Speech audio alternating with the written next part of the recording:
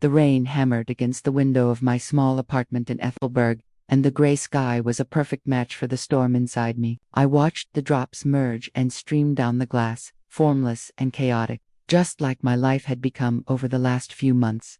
A weak voice, thin as paper, called from the next room. "Ilara, sweetheart, are you still there?" I sighed, pushing a stray strand of my dark hair behind my ear. I'd gotten good at hiding my true feelings behind a smile, a skill learned from years of putting on a brave face. But today, even that familiar mask felt like it was cracking. "Yes, Mama, I'm coming," I called back, forcing a cheerful note into my voice. Her room smelled of medicine and stale air. My mother, Lyra, lay in bed, her once full face now gaunt, her eyes dull with a pain that never seemed to leave. The illness had been eating away at her for almost a year, and we had no money for the proper treatment that could stop it. "I brought you some tea," I said, setting the chipped cup on the bedside table and sitting on the edge of the mattress. "How are you feeling?" "Don't ask, my dear," she whispered, trying to smile and managing only a grimace. "Where's your father? Where's Ronan?" "He went out to talk to those people." Mama closed her eyes, and a tear traced a path through the fine wrinkles on her cheek. "I told him not to go to them. I begged him. We could have found another way." I squeezed her thin hand, feeling the delicate bones beneath her skin. I remembered the day, 3 months ago, with painful clarity, the desperate hope warring with a deep sense of foreboding. When my father came home with a wad of cash from Mama's surgery, it had felt like a miracle then. Now, we knew the men who lent it were loan sharks, and their patience was a ticking clock. The front door crashed open, the sound jolting us both. My father, Ronan, stumbled into the living room, and I knew instantly from the ashen color of his face and the way his hands shook that it had gone terribly wrong. "Papa," my voice was a whisper. "What did they say?" He sank into the worn armchair, its springs groaning, and buried his face in his hands. For a long moment, the only sound was the relentless ticking of the old grandfather clock in the corner. "1 week," he finally rasped, his voice raw. "They've given us 1 week to repay the debt in full." "Otherwise, what?" I asked, though my heart already knew the answer would be terrible. "The apartment. They'll take the apartment and everything in it." A choked sob came from the bedroom. My father lifted his gaze, his eyes full of a shame so profound it hurt to look at them. That's not the worst of it, Ellie. What could be worse than being thrown onto the street?" They said, "There's an alternative." He swallowed hard. "Their boss, a man named Silas Croft, he's wealthy, influential. He saw you once, when he came here with his men, a few months back. He's willing to void the entire debt, if you agree to become his wife." The ground fell away from under me. I heard the words, but my brain refused to process them. "Become his." "Papa, tell me this is some kind of cruel joke." I could never. His voice broke. "Ilara, I would never ask this of you. Never. But they made it clear that if we don't pay, they won't just take our home. They promised your mother wouldn't live to see the end of the month." Mama gasped. I felt myself turn to stone, a cold dread freezing me from the inside out. Fragments of terrifying thoughts shot through my mind. "Who is he?" I asked, surprised by the cold calm in my own voice. "His name is Silas Croft. He's in his late 50s. They say he's been unwell, has trouble walking after a severe illness, but he's incredibly powerful. We have no choice, my darling girl. No choice at all." The following days passed in a fog. I went through the motions caring for my mother, cooking, cleaning, but inside, a storm of anger, pity, and fear raged. The worst part was the guilt, a shameful, hidden part of me that blamed my parents for getting us into this. On the 3rd day, a man arrived from Silas Croft. He was tall, impeccably dressed, in a suit that probably cost more than a year of our rent, and he looked so out of place in our dreary apartment that I almost laughed. Almost. "My name is Julian Foss," he said, his voice smooth and detached as he handed me a business card. "I am Mr. Croft's personal assistant. He asked me to deliver this to you." I took the heavy envelope with trembling hands. Inside was a photograph of a mansion that looked like a palace and a short, typed note. Asterisk, "This will be your home. You shall want for nothing." Asterisk, "Mr. Croft is a man of his word," Julian Foss continued, watching me closely. "He understands the situation is unusual, but he is prepared to provide for not just you, but your parents. Your mother will get the best doctor's treatment abroad if necessary." "And what does he get in return?" My voice was colder than I expected. I need to know the truth. What does he really want from me? Julian Foss hesitated for a moment. Silas Croft is in his late 50s. He is in poor health following a series of strokes. His mobility is severely limited. He walks with a cane and often needs a nurse's help. The doctors give him a year, maybe 2. He has no heirs, no family. He is alone. He paused. He wants to spend his remaining time without that solitude. He needs company, a wife who will be by his side. So, I'm supposed to be a nurse. Bitterness leaked into my words. A wife, he corrected. A lawful wife. After his death, you will inherit his entire estate. It is a substantial fortune. Believe me, your family will be set for life. I looked toward my mother's room. Our eyes met, and in hers, I saw a desperate plea and a fierce readiness to give up everything so I wouldn't have to. I have conditions, I said, surprising myself with my own firmness. My mother's treatment begins immediately. My father's debt is wiped clean today, and I want to meet him before any wedding. Mr. Croft prefers not to show himself before Julian began, but I cut him off. Those are my conditions. Either I see him beforehand, or there's no deal. He pulled out his phone, stepped toward the window, and spoke in low tones. I caught fragments. She insists. I understand. Okay, he returned. Mr. Croft agrees. Tomorrow at 3 o'clock, a car will pick you up. He handed me another envelope. This one thick and heavy. This is an advance for your mother's treatment. You'll receive the rest after the marriage is formalized. When he left, I opened the envelope. Inside was more money than I had ever seen in my life. My father, peering over my shoulder, turned pale. God, Elara, maybe we shouldn't. We'll figure something out. No, Dad, I said, my voice firm. We won't. We've run out of options. Tomorrow, I'll go and look at this man, and then I'll decide. I didn't sleep that night. I lay staring at the ceiling, thinking about how quickly a life can shatter. A month ago, I was an ordinary girl with ordinary dreams, a good job, meeting someone nice, starting a family. Now, I was preparing to sell myself to save my parents. The black sedan arrived exactly at 3. I wore my best dress, a simple burgundy one I'd saved for special occasions. The irony wasn't lost on me. My mother cried as she saw me off. My father stood apart, unable to meet my eyes. I hugged Mama and whispered, "It's going to be okay. I promise." It was a lie, and we both knew it. The drive to the estate took about an hour, winding through countryside until we turned into tall, wrought-iron gates. Beyond them lay grounds that were more like a park, with perfect lawns, fountains, and avenues of ancient trees. And in the center of it all stood the mansion,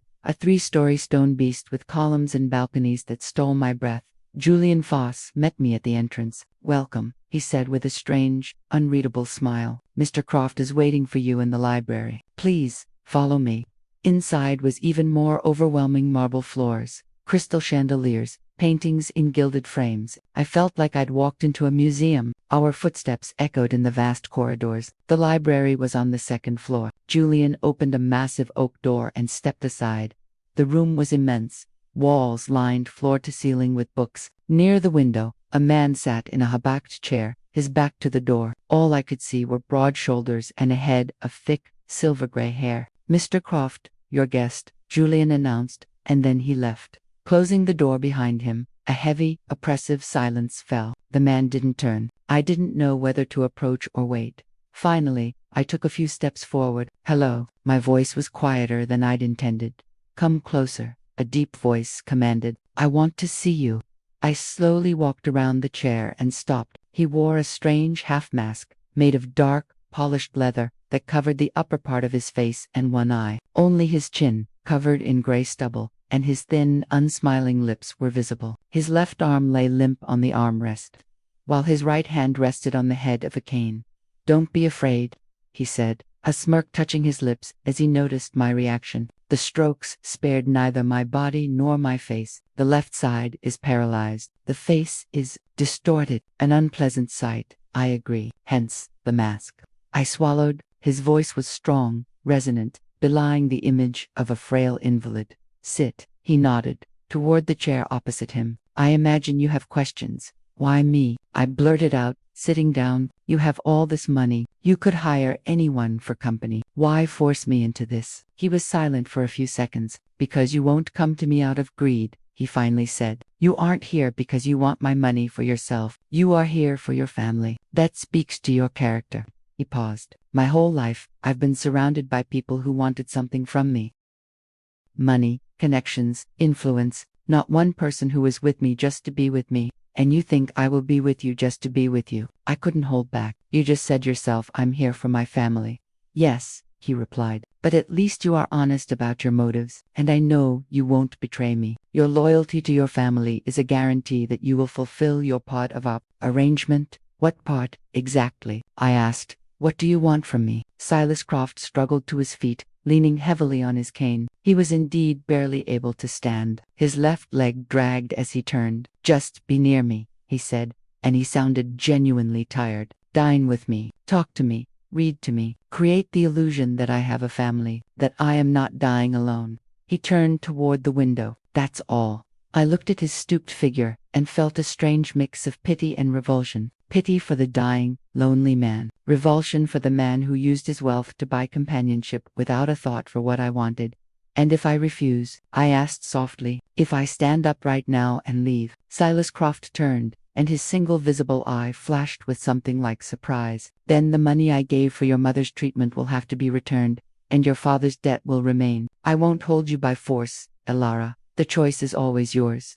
I stood and walked to the window. Standing beside him, the view was breathtaking, the garden bathed in the golden light of the late afternoon. Somewhere beyond those high walls was my old life, the small apartment, my sick mother, my guilt-ridden father, the poverty and the hopelessness. When is the wedding? I asked, not taking my eyes from the window. In 1 week, a quiet ceremony, just the legal necessities, no celebration, unless you object. I don't object, I said, turning to him. I have one more condition. I'm listening.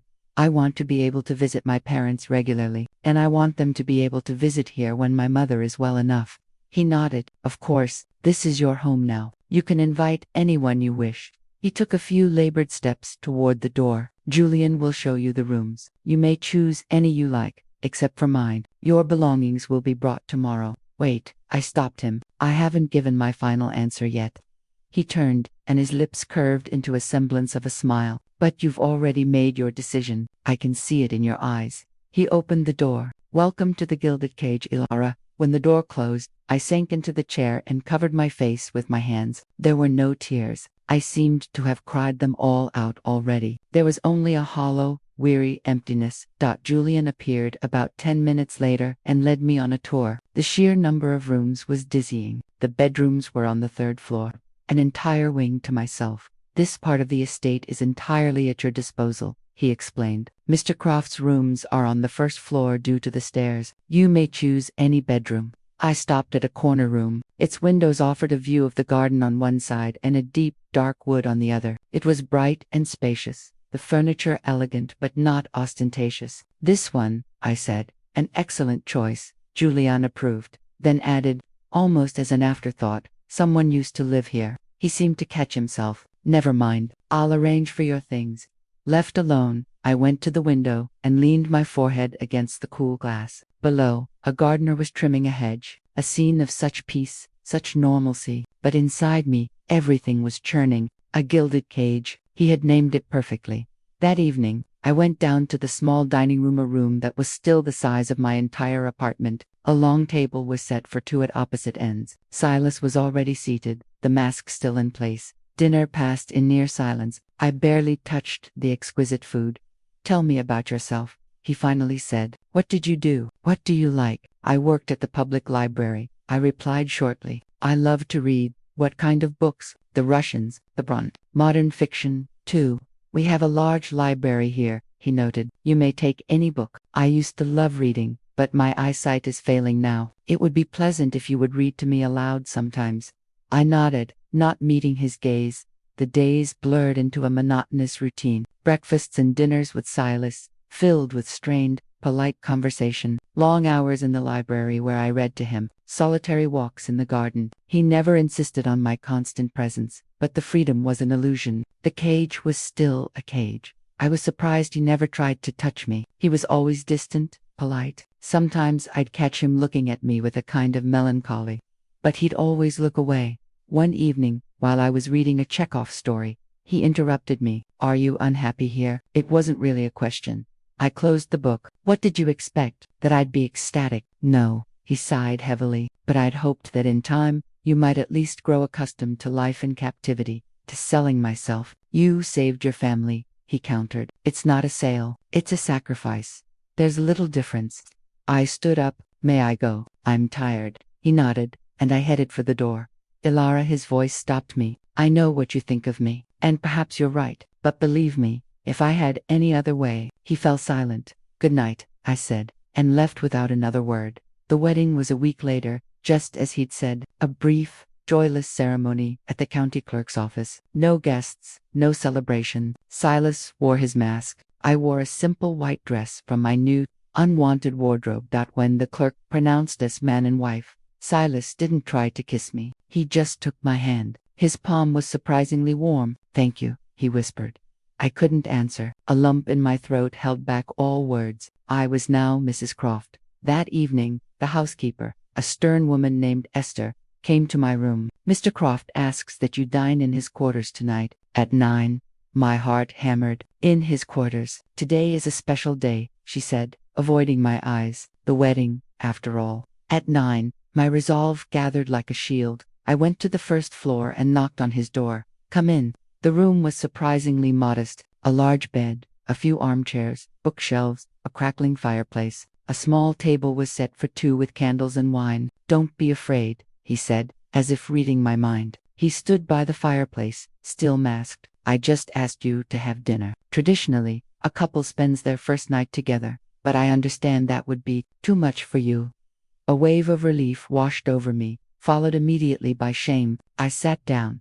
I wanted to talk about the rules of our life together, he continued, sitting opposite me. You are free to do whatever you wish. The money is at your disposal. I have no intention of controlling you. Then why all this? I blurted out. If you don't need a real wife, why the marriage? He poured wine into 2 glasses. I need company, he said simply. Someone who will be here in this house, someone I can talk to in the evening, someone who will be near when the end comes. He looked into the fire. You can't imagine how terrifying it is to die alone. There was such profound sorrow in his voice that I felt an unexpected pang of genuine pity.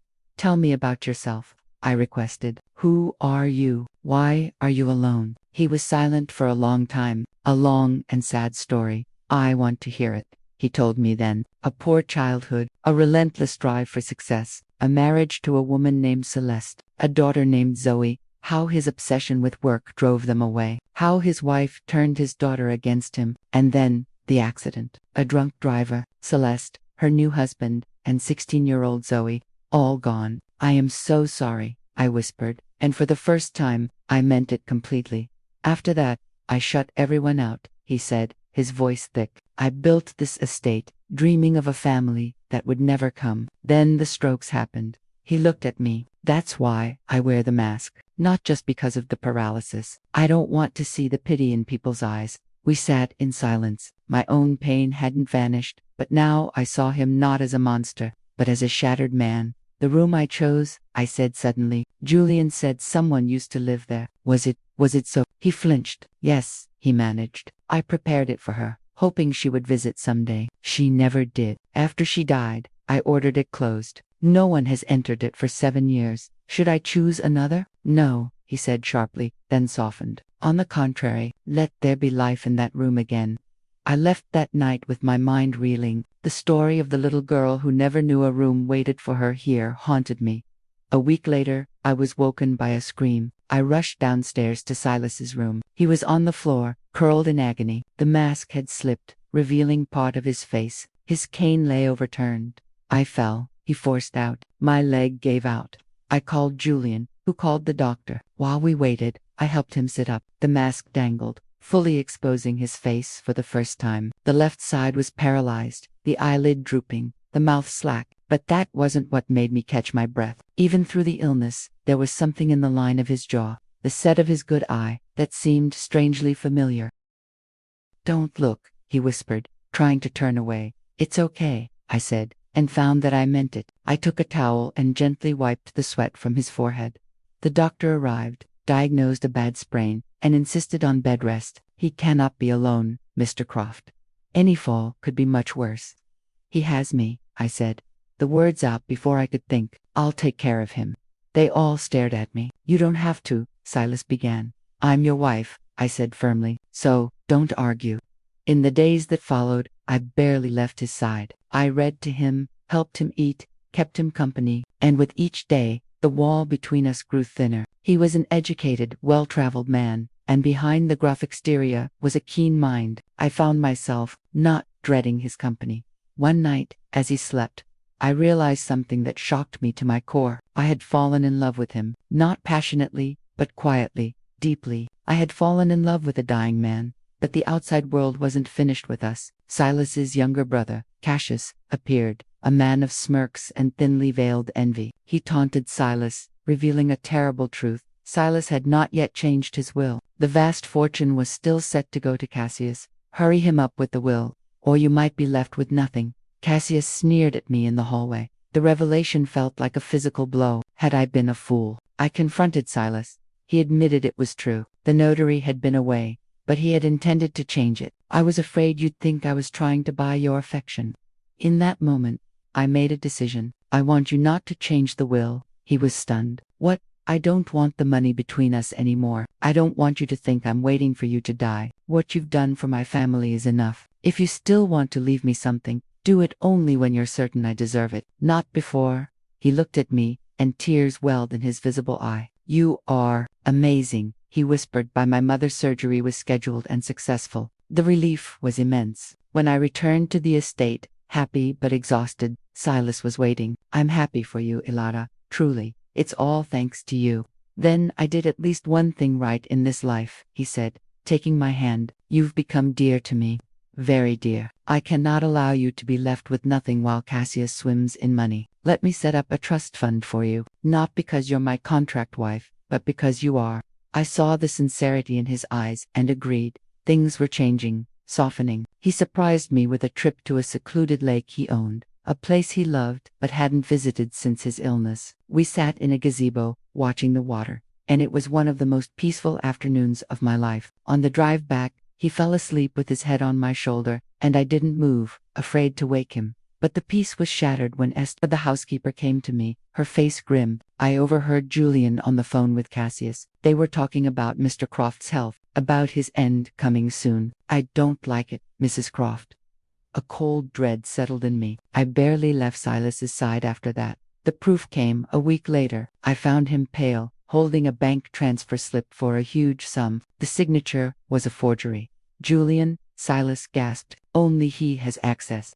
As if on cue, the door opened. Julian stood there, a gun in his hand. A shame you found that so quickly, he said coldly. I was counting on more time. 20 years I've been his shadow, and Cassius offered me a real share. All I had to do was help things along. An accident, the old man fell down the stairs. A tragedy, and you, sadly, were a witness who tried to help. He raised the gun. At that moment, the door behind him flew open. Esther charged in, wielding a heavy bronze candlestick, and brought it down on the back of his head. He crumpled to the floor. I heard, she panted. I called the police.